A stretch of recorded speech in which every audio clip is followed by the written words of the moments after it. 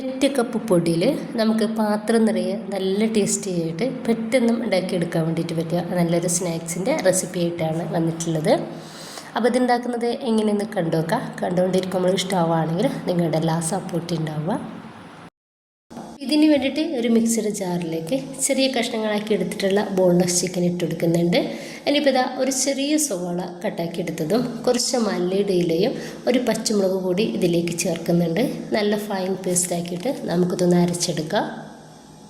ഞാൻ ഈ ഒരു രീതിയിൽ ഇതൊന്ന് അരച്ചെടുത്തിട്ടുണ്ട്. നമുക്കൊരു പാത്രത്തിലേക്ക് മാറ്റി വെക്കാം. ഇനിയിപ്പോൾ വേറൊരു പാത്രത്തിലേക്ക് ഞാൻ ഇട്ടെടുക്കുന്നത് 1.5 കപ്പ് മൈദയാണ്.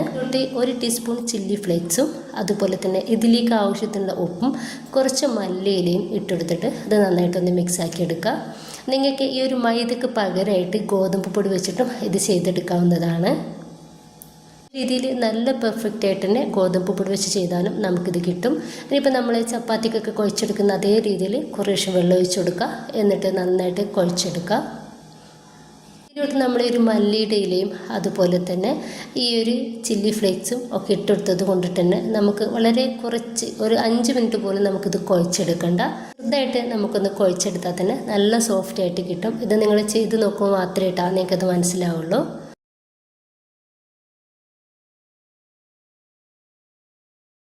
നല്ല സോഫ്റ്റ് ആയിട്ട് തന്നെ നമുക്ക് കിട്ടിയിട്ടുണ്ട് കേട്ടോ. ഇനി നമുക്ക് ഇതൊന്ന് മാറ്റി വെക്കാം. കുറച്ച് പണികളുണ്ട്, അതുവരെ റെസ്റ്റ് ചെയ്യട്ടെ.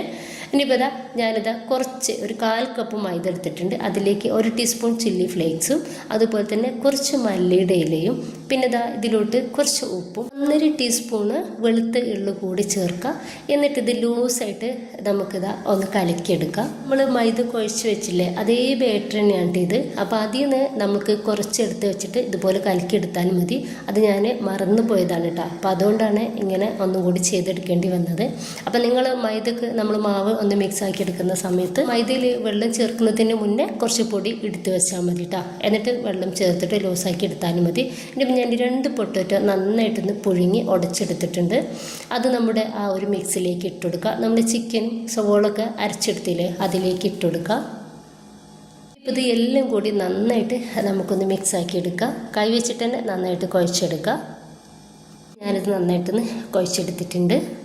കൗണ്ടർ ടോപ്പിലേക്ക് കുറച്ച് മൈദ ഒന്ന് ഇട്ടെടുക്കുന്നുണ്ട്. എന്നിട്ട് നമുക്കിതൊന്ന് പരത്തിയെടുക്കാം. അപ്പോൾ പരത്തിയെടുക്കുന്നതിൻ്റെ വീഡിയോ ഉൾപ്പെട്ടിട്ടില്ല കേട്ടോ, അത് വിട്ടുപോയിട്ടുണ്ട്. ഇപ്പോൾ ഈ ഒരു തിക്നെസ്സിൽ ഞാനൊന്ന് പരത്തിയെടുത്തിട്ടുണ്ട്.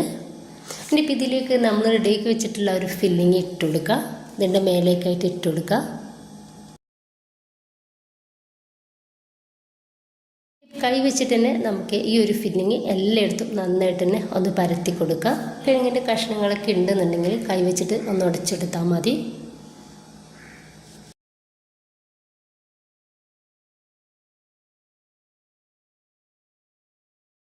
ഞാൻ ഈ രീതിയിൽ നമ്മുടെ ഫില്ലിങ് ഒന്ന് പരത്തി റെഡിയാക്കി കൊടുത്തിട്ടുണ്ട്. അതിനിപ്പോൾ ഒരു സൈഡിൽ നിന്നും നമുക്കിതൊന്ന് മടക്കി കൊടുക്കാം.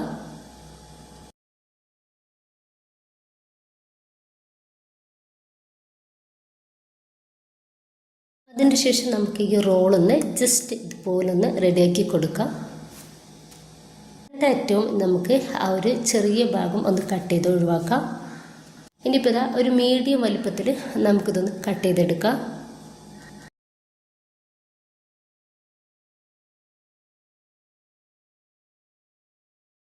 ഞാൻ ഈ ഒരു രീതിയിൽ മുഴുവനായിട്ട് തന്നെ ഒന്ന് കട്ട് ചെയ്തെടുത്തിട്ടുണ്ട്.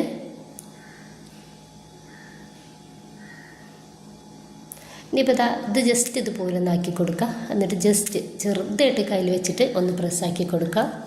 ഇതുപോലെ തന്നെ എല്ലാതും നമുക്ക് ചെയ്തെടുക്കാം. മുഴുവനായിട്ട് തന്നെ ഞാനിതുപോലെ ഒന്ന് റെഡിയാക്കി എടുത്തിട്ടുണ്ട്. നന്നായിട്ട് ചൂടായിട്ടുള്ള എണ്ണയിലേക്ക് നമ്മൾ മിക്സാക്കി വെച്ചിട്ടുള്ള ആ ഒരു മൈദൻ്റെ ബാറ്ററിൽ അതിൽ നമുക്ക് ഈ ഒരു സ്നാക്സ് ഒന്ന് ഇട്ടെടുത്തിട്ട് ജസ്റ്റ് ഇതുപോലെ ഒന്ന് ഡിപ്പാക്കി എടുക്കാം. നമുക്കിത് എണ്ണയിലേക്ക് ഇട്ട് കൊടുക്കാം.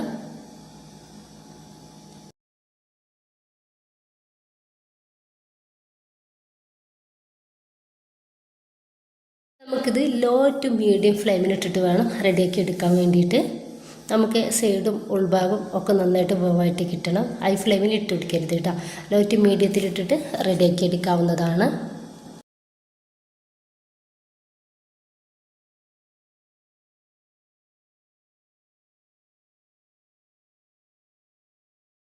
നല്ലൊരു ബ്രൗൺ കളർ ആവുന്ന സമയത്ത് നമുക്കിത് എണ്ണയിൽ നിന്നും ഒന്ന് കോരി മാറ്റാം.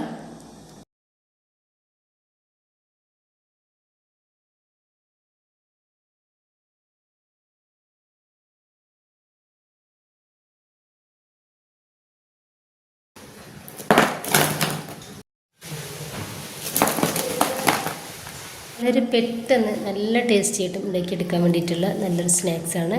പുറം ഭാഗം നല്ല ക്രിസ്പിയാണ്, ഇതിന് നല്ല ടേസ്റ്റുമാണ്. വെറൈറ്റി ആയിട്ടുള്ള ഒരു സ്നാക്സ് തന്നെയാണ് ഇട്ടത്. ഉണ്ടാക്കി നോക്കുക, നിങ്ങളുടെ അഭിപ്രായങ്ങൾ അറിയിക്കുക.